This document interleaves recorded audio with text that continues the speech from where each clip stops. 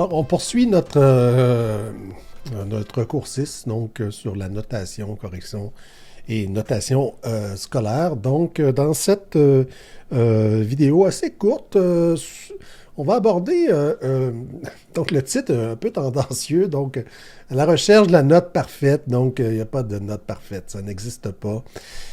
Mais on va rechercher les caractéristiques. Donc, quand on attribue une note à un élève, quelles devraient être les caractéristiques de cette note-là. Donc, c'est ce que je vous invite à réfléchir avec moi autour de cette idée-là. Donc, trois objectifs. Donc, le premier, réfléchir sur le construit. Donc, un construit, c'est qu'est-ce qui est attaché au niveau conceptuel, théorique, qu'est-ce qu'il y a derrière une note scolaire. Deuxième élément, c'est quelles sont les caractéristiques de cette fameuse note parfaite-là. Et finalement, un sujet qui est toujours un sujet sensible chez les enseignants, c'est la question de l'objectivité. Donc, est-ce que c'est objectif une note? Est-ce que c'est subjectif? Alors, on va regarder, on va commencer en fait notre réflexion. On va continuer dans le cours 7, donc sur le jugement et sur les biais de jugement surtout.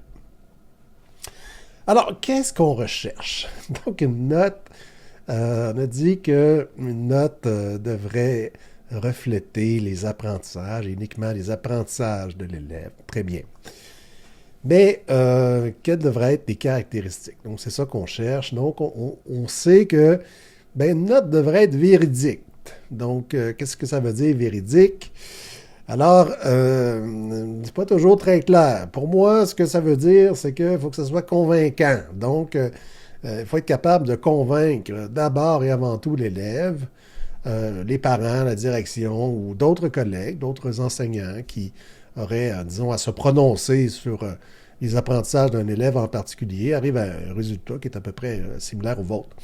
Donc, il faut que ça soit convaincant. Donc, il y a une question de ce qu'on va appeler une question de validité. Donc, la validité scolaire, je vais en parler dans quelques instants, mais c'est un concept qui est évidemment central dans la démarche évaluative. Un autre élément que moi j'aime bien ajouter, c'est votre niveau de certitude. Donc, quand on attribue une note, quand vous allez faire le retour aux élèves, est-ce que vous allez être capable de défendre votre jugement? Donc, la notation, c'est le processus ultime du jugement évaluatif, surtout dans un contexte où on rend compte des apprentissages, donc un contexte sommatif. Donc, c'est quoi votre niveau de certitude? Donc, moi, personnellement, je donne toujours le bénéfice du doute aux étudiants. Donc, je donne la note qui est, à mon sens, la plus généreuse ou la plus haute possible, la plus élevée possible, dans la mesure de ce que je constate, dans la mesure de ce que je peux voir dans la performance de l'élève.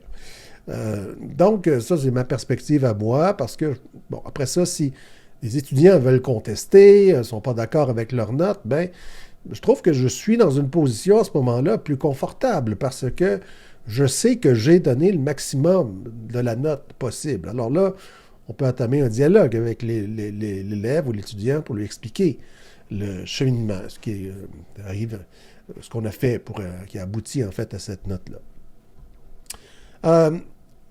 Ensuite, un autre aspect, évidemment, il faut que la note soit étayée par des preuves d'apprentissage. Donc, ça, dans la politique d'évaluation en Ontario, faire croître le succès. Donc, on revient souvent sur cette appellation-là. Donc, en anglais, on parlerait de evidence, hein, donc avoir des preuves, des éléments de preuve d'apprentissage. Donc, en Ontario, on parle des observations, des mesures et même des discussions avec l'élève. Donc, ça peut faire partie de notre jugement, un jugement global sur le rendement d'un élève en Ontario.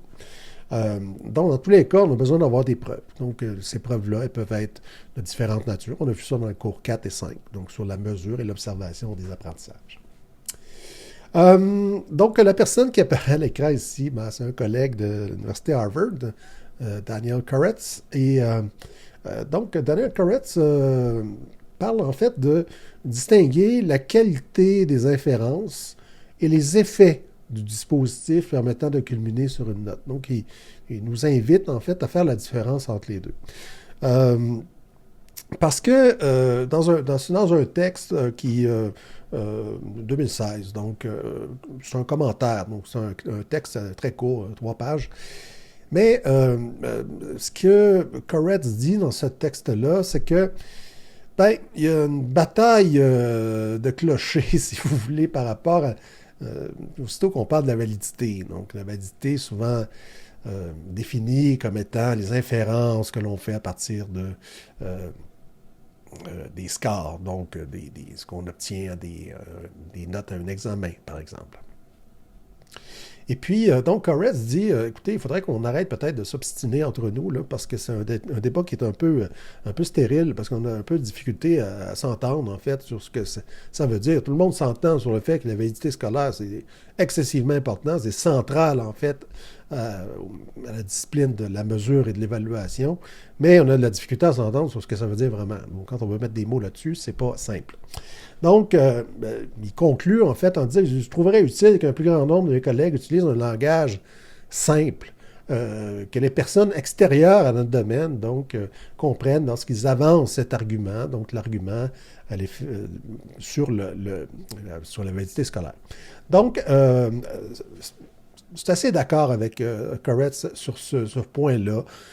C'est pour ça que j'ai une tendance naturelle, puis je ne suis pas sûr que c'est nécessairement une très bonne idée, mais de prendre une certaine distance par rapport au terme validité, parce que je pense qu'on l'a un peu dénaturé, on a un peu interprété de différentes façons, de différents modèles aussi de validité.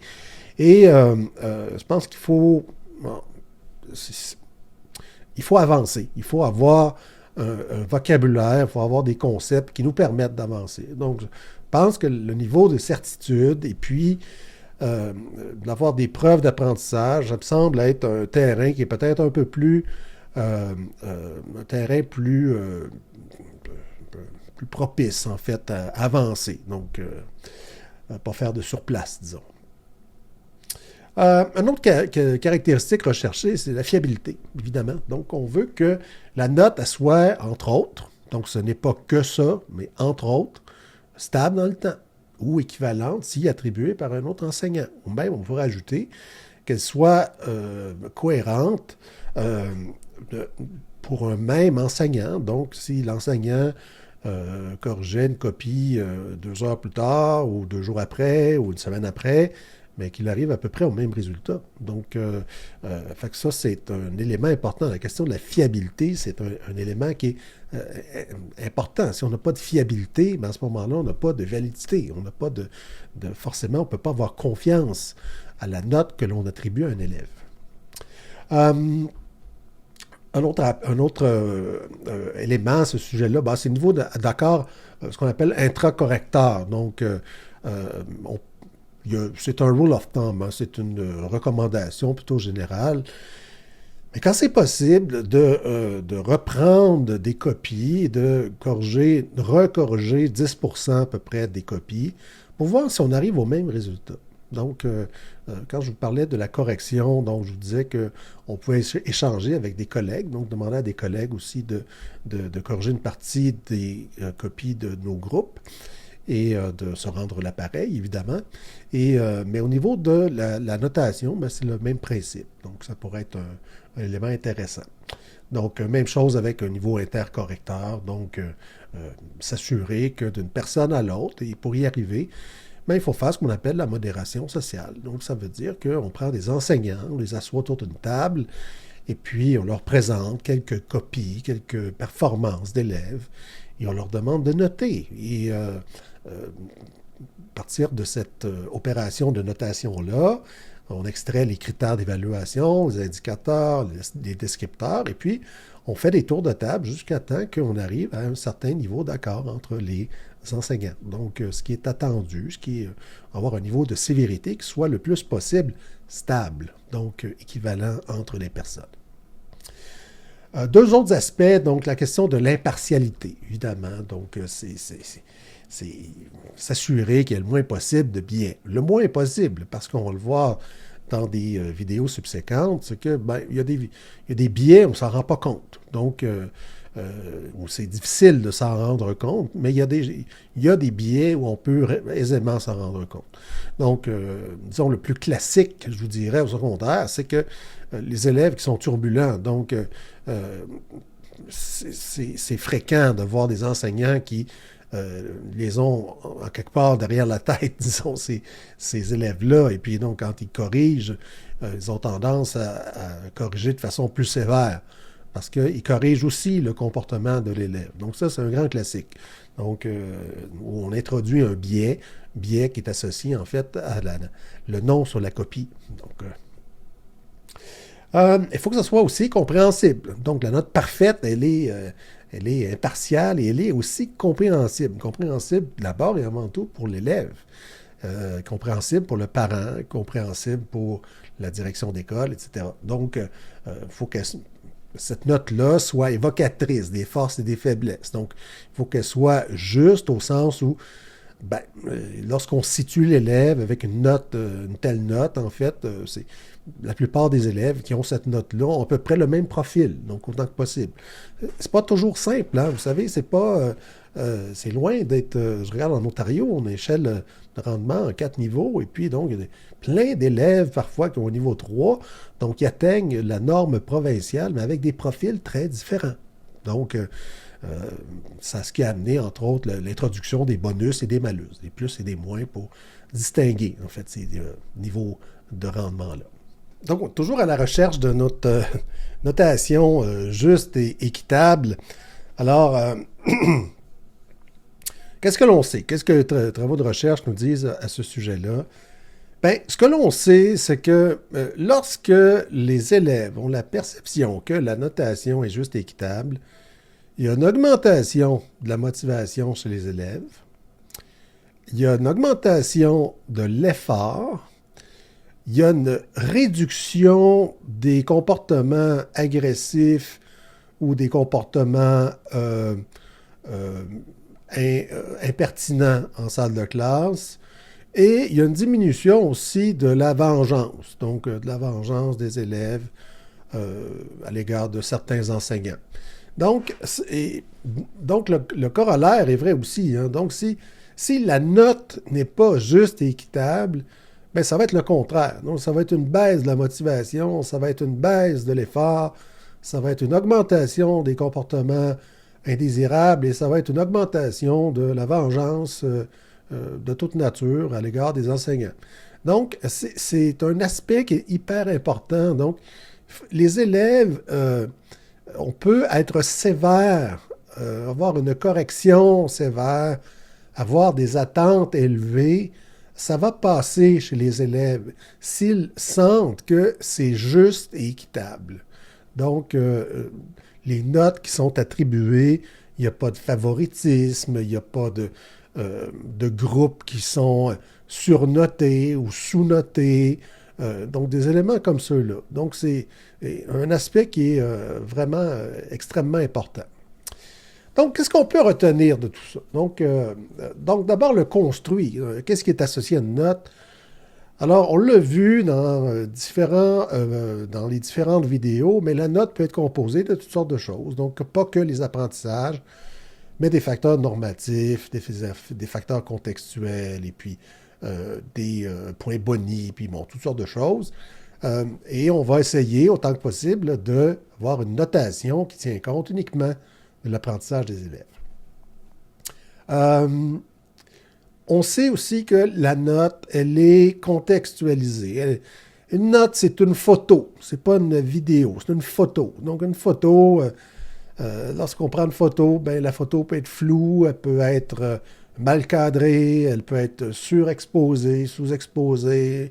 Bon, donc quand on note les élèves, ben, il ne faut pas perdre de vue, dis-je, le contexte. Donc, il y a des élèves, des fois, qui sont juste pas prêts. Il y a des élèves qui ont vécu des choses difficiles dans les heures, jours et semaines précédentes. Préparation était déficiente. Bon, il y a toutes sortes de raisons qui peuvent expliquer ça. Donc, c'est une photo. Donc, on ne sait pas trop si la photo aurait été identique à un autre moment ou prise par quelqu'un d'autre. Donc, disons, avoir cette humilité-là, je dirais, autour du processus de notation. Troisième élément, c'est de rendre le plus possible explicite l'attribution des notes. Donc, comment les notes sont calculées, comment les notes sont produites. Donc, il y a différentes façons. On va voir les différentes échelles de notation. Donc, ça peut être des pourcentages, ça peut être des lettres, ça peut être des notes sur 10, ça peut être des notes sur 20, ça peut être des notes sur, bon, toutes sortes d'échelles.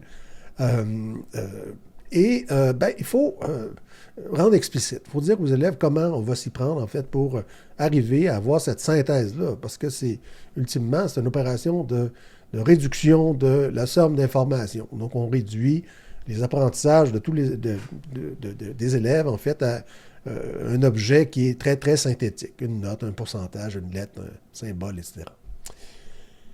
Enfin, sur la question de l'objectivité, ben écoutez, il n'y a pas beaucoup de débat sur ce sujet-là, parce que c'est un jugement. L'évaluation, c'est un jugement. Alors, dans la mesure où c'est un jugement, ben c'est sûr qu'il y a une part de subjectivité, c'est obligé. Ça vient avec. Il n'y a personne qui va dire en 2024 que l'évaluation scolaire, c'est totalement objectif. C'est un fantasme des années 60-70 avec l'âge d'or des questions choix multiples en se disant, ben écoutez, on va rendre l'évaluation objective. Ce qu'on a rendu objectif, c'est la correction. La correction, bien sûr qu'elle est objective avec les questions choix multiples. Et encore, parce que c'est pas rare de voir des questions choix multiples où on se rend compte qu'il peut y avoir des fois plus qu'une bonne réponse. Donc, on pense que la bonne réponse c'est A, mais finalement, un élève vient nous dire, ben écoutez, moi j'ai répondu B, mais je pense que j'ai raison, parce que dans telle circonstance, cet énoncé-là peut être vrai. Et puis, donc, c'est pas rare de rencontrer ce genre de situation-là. Donc, la subjectivité, il faut apprendre à vivre avec. Il faut la démystifier et une façon de se prémunir de la subjectivité, c'est d'abord d'en être conscient. Donc, d'être conscient que c'est un jugement et que ce jugement-là peut être biaisé, l'information peut être entachée de bruit, il peut y avoir du bruit qui nuit à la compréhension des apprentissages des élèves. Donc, déjà, d'être conscient de ça, c'est déjà un pas dans la bonne direction. Disons, de laisser tomber cette espèce d'idée, ce fantasme-là, qu'une note, entre autres chiffrée, un résultat en pourcentage, est nécessairement précis et fiable. C'est pas le cas. C'est pas le cas. Ça dépend de comment, en fait. Ça dépend du processus qui a amené à l'attribution de ce résultat-là chiffré. Donc, c'est tout pour l'instant. Et puis, donc, dans la prochaine vidéo, on va aborder justement ces questions-là d'échelle de notation.